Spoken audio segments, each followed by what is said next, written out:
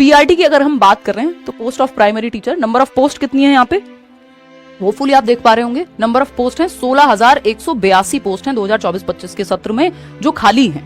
है ना, vacant post हैं। ऐसे ही हर एक पोस्ट के सामने लिखा हुआ है कि कितनी पोस्ट खाली हैं केंद्रीय विद्यालय में, तो 16,000 अपने आप में बड़ा नंबर है। बस इतना लिखा हुआ है कि which is subject to variation depending on workload, depend करेगा, ये घट या बढ़ सकती हैं, देखा जाएगा, बढ़ती तो खैर नहीं है, घट सकती हैं जब फाइनल नोटिफिकेशन आएगा, बट इतनी पोस्ट खाली हैं। ये क्लासिफिकेशन की अगर हम बात करें तो ये ग्रुप बी की जॉब है, सारी ही जो है ये बी की ही होती हैं आपकी, चाहे वो टीजीटी हो पीजीटी हो, है ना। अगर हम बात करते हैं तो ये आपका इस पे स्केल लिखा हुआ है जो कि एक अच्छा खासा होता है, उस पर आप बाद में जाएंगे, वो अपने आप मिल जाएगा। सैलरी देना वो सरकार का काम है, पहले आप नौकरी तो ले लें, एक अच्छी नौकरी, आपका 8th पे कमीशन भी आने वाला है, तो वो सब तो ठीक है, आप एक अच्छी तनख्वाह ले रहे होंगे, बट काम अपने आप में बहुत अच्छा है टीचिंग का, तो वो उसके लिए आप पहले मेहनत करिए, नौकरी ले लीजिए। एज लिमिट की जब हम बात कर रहे हैं तो एज लिमिट यहाँ पे लिखा हुआ है 30 साल से ज्यादा ना हो, but 5 years relaxation in upper age limit in case of employees of KVS. यदि आप केवीएस के एम्प्लॉय रहे हैं तो आपको 5 साल का रिलैक्सेशन मिल जाएगा। As relaxation for SC, ST, OBC, PWD, यानी आप किसी भी कैटेगरी से हैं, एससी से हैं, एसटी से हैं, ओबीसी से हैं, पीडब्ल्यूडी कैटेगरी से हैं, या फिर एक्स सर्विस पर्सन हैं। इन्होंने मैन लिखा हुआ है बट मैं पर्सन बोलूंगी क्योंकि जेंडर बायस भाषा हो जाएगी, अगर हम यहाँ पे स्टीरियोटिपिकल लैंग्वेज हो जाएगी अगर हम यही यूज करते रहे तो। इसको केंद्रीय विद्यालय भी चेंज करें, मैं फिर से यही कहूंगी। And female candidate as applicable under the government of India KVS rules, तो फीमेल्स के लिए भी 5 साल का रिलैक्सेशन है। तो आप मान लीजिए 30 साल आपकी उम्र है और आप फीमेल हैं, बट आपके लिए 35 साल तक चलेगी बात, ठीक है ना,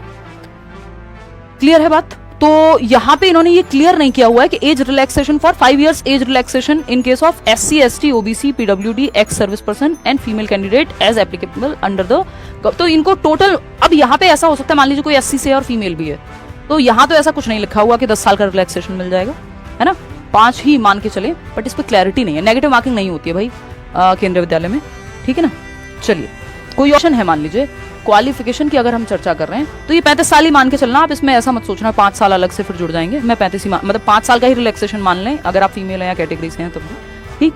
दोनों ही केस में। इसमें आपने 12th की हो, फिर उसके बाद आपका जो है बीएलएड या फिर डीएलएड आपने किया हुआ हो, ठीक, और 50% नंबर हो कम से कम, और यही कहानी है जो यहाँ पे लिखी हुई है। सीटेट क्वालिफाई किया हुआ हो, यानी कोई भी डिप्लोमा आपका हो या फिर बीएलएड जैसी डिग्री हो, या फिर आपका स्पेशल